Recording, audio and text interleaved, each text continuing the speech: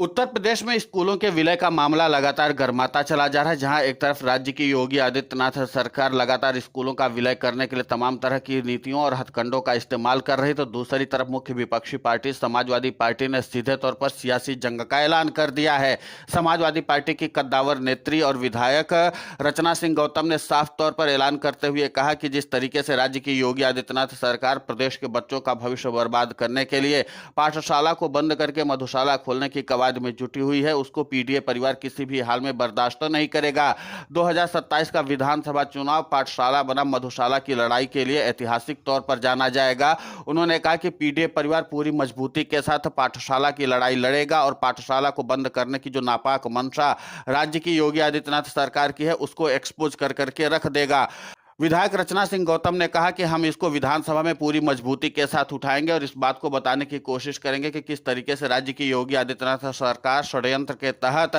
बच्चों का भविष्य बर्बाद करने के लिए पाठशाला का विलय कर रही है और सीधे तौर पर मधुशाला खोल करके प्रदेश के युवाओं का भविष्य भी चौपट करने की कोशिश कर रही है। ऐसे में जाहिर सी बात है कि एक बार फिर से इस मामले पर सियासी संग्राम छिड़ने की कवायद तेज हो चुकी है और माना जा रहा है कि इस बार समाजवादी पार्टी इसकी जमीनी स्तर पर लड़ाई लड़ने की कवायद जो है उसको और भी ज्यादा आगे बढ़ाने की कोशिश करेगी। रचना सिंह गौतम ने कहा कि हम किसी भी हाल में पाठशाला का विलय बर्दाश्त नहीं करेंगे और हम पूरी मजबूती के साथ राज्य की योगी आदित्यनाथ सरकार के खिलाफ लड़ाई लड़ेंगे और बताने की कोशिश करेंगे प्रदेश की जनता को कि किस तरीके से आपके बच्चों के भविष्य को चौपट करने के लिए, खासकर गरीब और कमजोर वर्ग के भविष्य को बर्बाद करने के लिए राज्य की योगी आदित्यनाथ सरकार षड्यंत्र रच रही है और इस षड्यंत्र को हम किसी भी हाल में कामयाब नहीं होने देंगे। और इसी के नाते से विधायक रचना सिंह गौतम ने जिला मुख्यालय में जाकर के पाठशाला बनाम मधुशाला की लड़ाई का ऐतिहासिक ऐलान भी कर दिया। उन्होंने कहा कि इस बार यह लड़ाई ऐतिहासिक तौर पर लड़ी जाएगी। हमारे राष्ट्रीय अध्यक्ष अखिलेश यादव से लेकर के पार्टी का एक एक कार्यकर्ता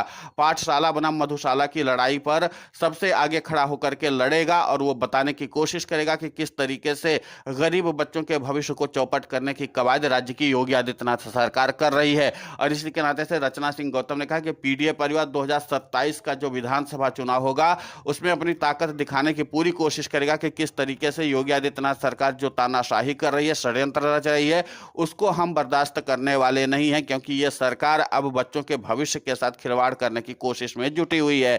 पीडीए परिवार के बच्चे ही सबसे ज्यादा सरकारी स्कूलों में पढ़ते हैं और उसको ही बर्बाद करने के लिए राज्य की योगी आदित्यनाथ सरकार ने स्कूलों का विलय करने का फैसला किया है। तो जाहिर सी बात है कि पीडीए परिवार पर अब तक का ये सबसे बड़ा हमला है और इसके नाते से पीडीए परिवार को बताना और जगाना बेहद जरूरी है। और इसीलिए समाजवादी पार्टी ने फैसला किया है कि हम लोग प्रदेश के हर एक जनपद में जाकर के इस मामले को पुरजोर तरीके से उठाएंगे और इसका विरोध करेंगे। और इसीलिए मैंने भी इसकी लड़ाई शुरू कर दी है और जमीनी स्तर पर इसको बहुत व्यापक तौर पर आगे बढ़ाने की कवायद हमारे राष्ट्रीय अध्यक्ष भी कर रहे हैं और हम सब मिलकर के कर रहे हैं। समाजवादी पार्टी का एक एक कार्यकर्ता स्कूलों के विलय के खिलाफ पूरी तरीके से जंग का ऐलान कर चुका है और वो किसी भी हाल में एक भी स्कूल का विलय नहीं होने देगा और पूरी तरीके से उसी तरीके से काम होगा जिस तरीके से पहले होता आया है। राज्य में लगातार शिक्षकों की कमी है। राज्य की योगी आदित्यनाथ सरकार शिक्षकों की नियुक्ति नहीं कर पा रही है, उसके बदले में स्कूलों का विलय कर रही है। जब विद्यालय में शिक्षक ही नहीं होंगे तो बच्चे किसके पास पढ़ने आएंगे। तो जाहिर सी बात है कि जिस तरीके से समाजवादी पार्टी ने इस बात का ऐलान कर दिया और इसको पीडीए परिवार के साथ जोड़ दिया है, तो फिर इसके बाद